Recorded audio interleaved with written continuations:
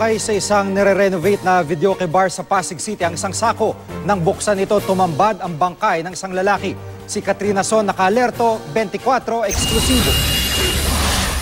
Alas 10 kanina umaga nang mahukay ang bangkay na ito na nakasilid pa sa sako sa loob ng dating videoke bar sa Pasig City. Kwento ni Mang Andoy, hindi niya tunay na pangalan. Inutusan sila ng kanilang amo na i-renovate ang lugar dahil may bagong uupa.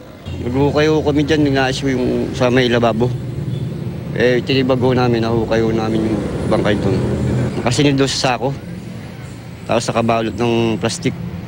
Nakita raw nila ang bangkay sa ilalim ng lababo matapos nilang tibagi ng semento. Lalaki ang biktima na halos hindi na makilala. May sako na, may basura.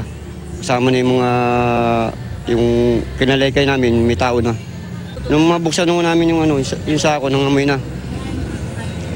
Malimaso na yung amoy. Agad daw silang nag-report sa mga otoridad.